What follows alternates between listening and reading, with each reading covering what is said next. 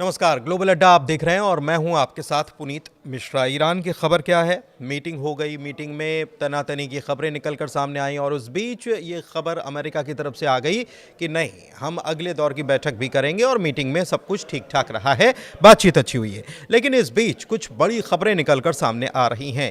क्या क्या इसमें बदलाव हो रहा है और कैसे रणनीति भी बदली जा रही है, इसको लेकर बहुत बड़ी खबर निकलकर सामने आ रही है और वो मैं आपको एक एक करके आज पूरा उसका ब्यौरा देने वाला हूं। तो खबर क्या है? खबर यह है कि चीन ने ईरान में मिलिट्री फोर्स का इस्तेमाल करने के खिलाफ अमेरिका को चेतावनी दे दी है। ये चेतावनी क्यों दी गई है और इसके पीछे की खबर क्या है, ये भी आपको बताएंगे। इसके अलावा जैसे जैसे अमेरिका और ईरान के बीच बातचीत चल रही है, इजराइल का रुख भी साफ तौर पर सबके सामने आने लगा है। इजराइल क्या चाहता है? खबर यह भी आ रही है कि अगले हफ्ते वॉशिंगटन जा सकते हैं कौन? बेंजामिन नेतन्याहू, और वो कर सकते हैं ट्रंप से मुलाकात। मतलब ये मीटिंग होगी उसके पहले, कि अगली बैठक होगी उसके पहले मुलाकात करने के लिए जा सकते हैं। तो ये एक खबर निकलकर सामने आ रही है। अब इसमें कुछ इसराइल की शर्तें हैं, वो आपको पता ही है कि बैलिस्टिक मिसाइल प्रोग्राम जो है उसको ख़त्म किया जाए या 300 किलोमीटर की उसकी रेंज हो ताकि उसकी जद में इसराइल ना आए, और इसके अलावा परमाणु प्रोग्राम पर पूरी बातचीत होना चाहिए, पूरी तरह से जीरो एनरिचमेंट होना चाहिए और तमाम चीज़ें कि प्रॉक्सी को सपोर्ट करना बंद करे और ये और वो और सारी चीज़ें जो आप जानते हैं कि इसराइल यही मांग करता है। वो तो चाहता ही नहीं था कि बैठक हो, वो तो चाहता था कि लड़ाई शुरू हो जाए, युद्ध शुरू हो जाए। तो एक खबर ये है, ये एक चौंकाने वाली बात निकलकर सामने आई है और सबसे बड़ी बात मैं आपको इस वक्त बता रहा हूँ। ईरान के एक सांसद हैं, उनका नाम है नबावियन सांसद जो हैं, उनकी तरफ से एक बड़ा बयान निकलकर सामने आया और उन्होंने कहा है कि सूत्रों के हवाले से हमको एक जानकारी मिली है कि अमेरिका की तरफ से एक जो मध्यस्थ देश जो है उसके जरिए एक मैसेज पहुंचाया गया ईरान को। क्या मैसेज पहुंचाया गया? देखिए, चौंकाने वाली खबर है ये। ईरान को ये मैसेज पहुंचाया गया कि हम छोटा सा हमला करेंगे साहब, और दो तीन हम बम बरसाएंगे और हम जो कार्रवाई करेंगे उसके बाद आप छोटी मोटी कार्रवाई करके और मामला सेटल कर लेना।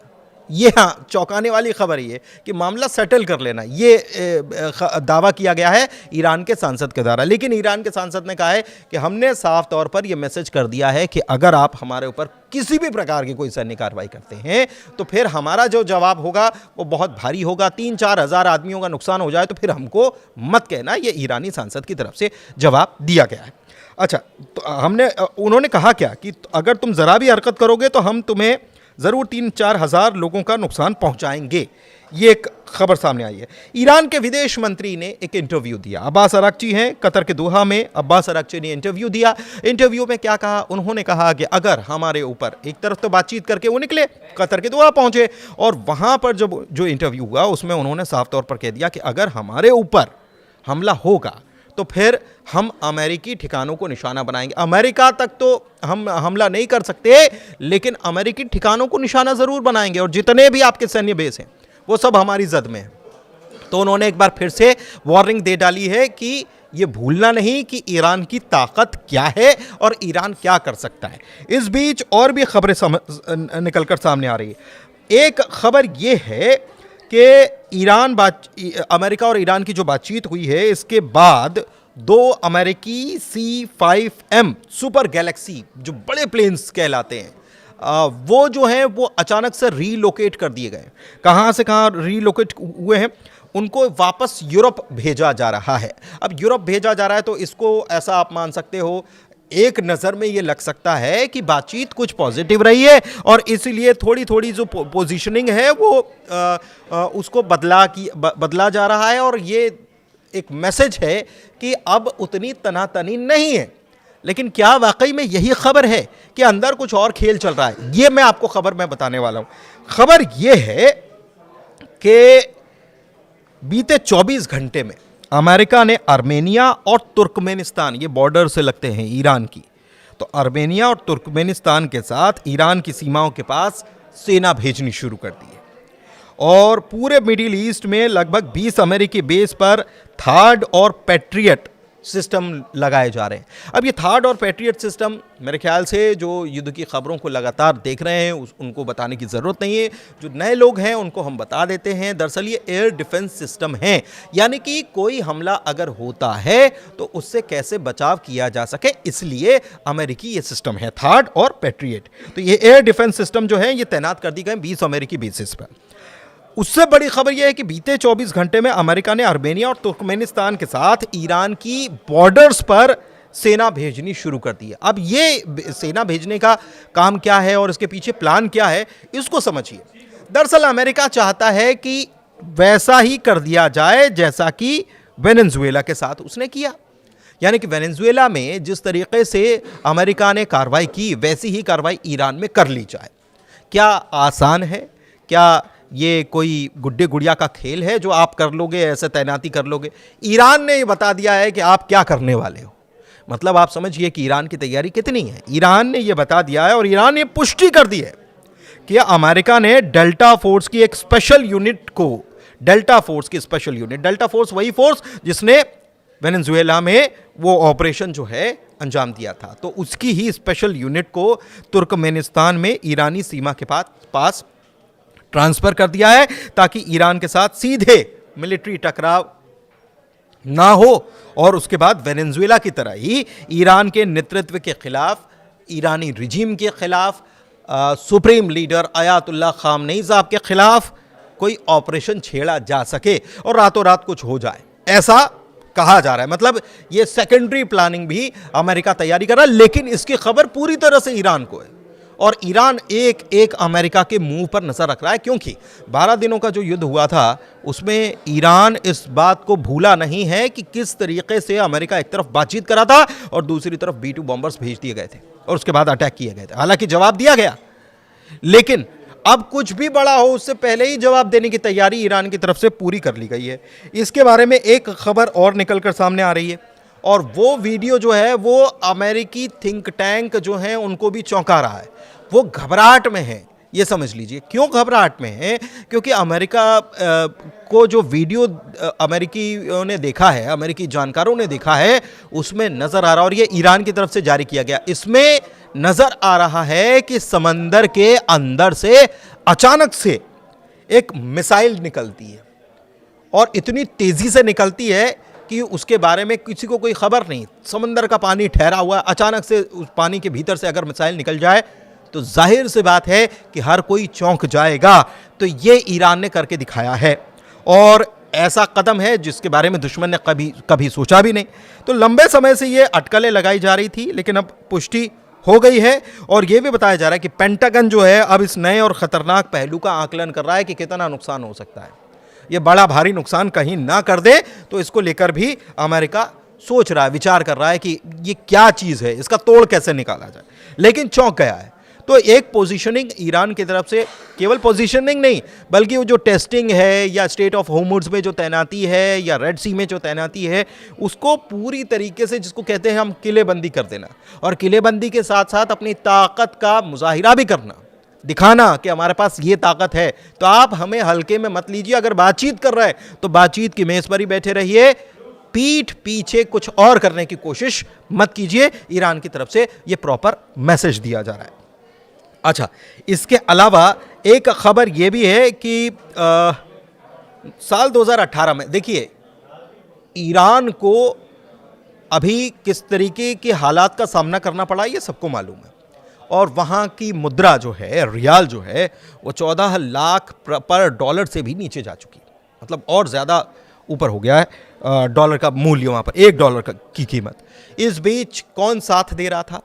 अभी तक जो हालात बने उसमें साथ किसने दिया?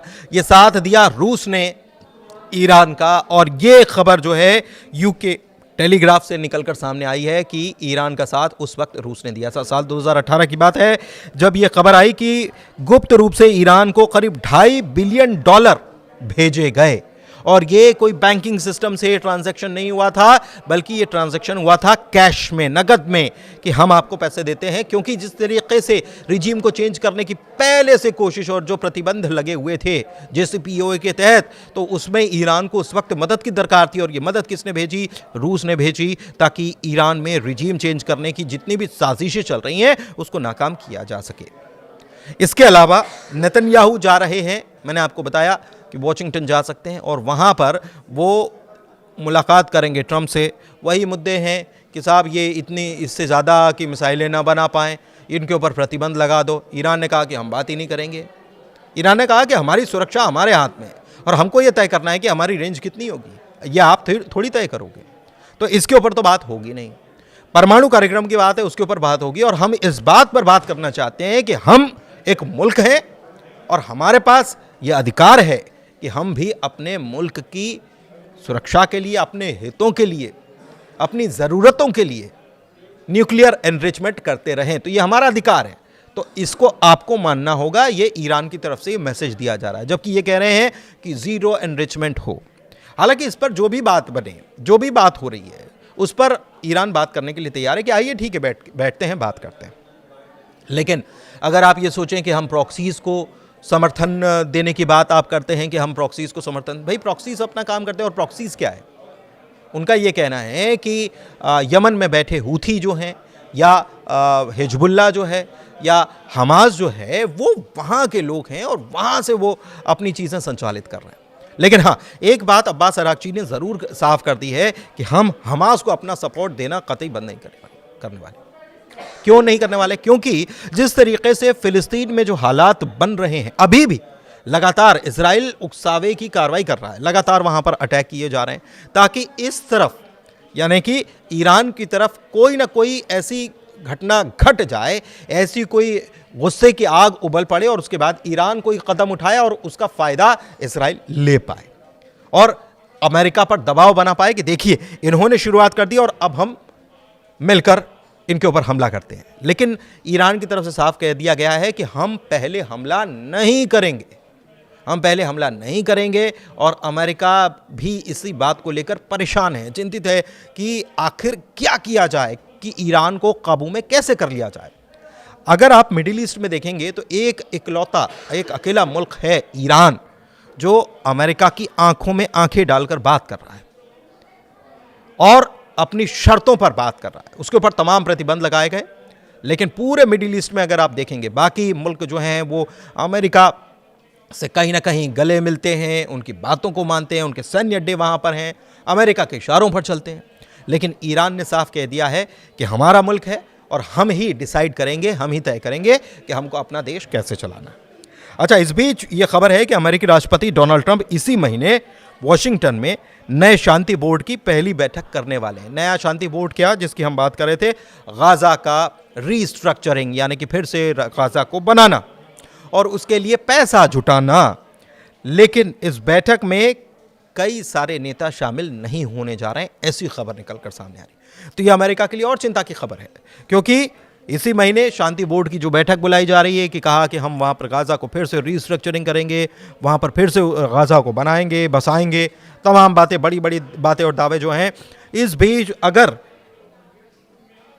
विश्व नेता, कई सारे देश के जो अध्यक्ष हैं, प्रेसिडेंट्स हैं, वो इस अगर मीटिंग में नहीं आ रहे हैं पैसा देने के लिए या बातचीत करने के लिए, इसके मायने कहीं हैं, इसके मायने बहुत सारे हैं और इसका मैसेज जो है वो अमेरिका तक पहुंचाने की कोशिश है। ऐसा नहीं है कि गाज़ा को फिर से बनाने के लिए कोई इंटरेस्टेड नहीं है, लेकिन ये दूरी जो है वो बहुत सारे मैसेज दे रही है। और इसमें देखिए, यूरोप और अमेरिका के कई पुराने साथी देश हैं जो इस बोर्ड में शामिल होने से मना कर चुके हैं। तो हर जगह जो है वो फील्डिंग जमा दी गई है। ईरान की तरफ से ईरान का सपोर्ट भी इसमें नज़र आता है और गाज़ा का पुनर्निर्माण जो हो रहा है उसमें अमेरिका की दादागिरी नहीं चलेगी। एक प्रकार का ये मैसेज भी देने की कोशिश यहाँ पर इस विरोध के ज़रिए या बैठक में शामिल न होने की बात करने के ज़रिए की जा रही है। तो ग्लोबल अड्डा में इतना ही। कैसा लगा आपको ये वीडियो, कैसी लगी जानकारी, ज़रूर बताइएगा, क्योंकि हम जो भी जानकारी आती है सीधे साफ तरीके से आप तक रखते हैं, कोई गोलमोल बातें नहीं होती हैं। तो अपना प्यार ग्लोबल अड्डा को देते रहिए। बहुत बहुत शुक्रिया।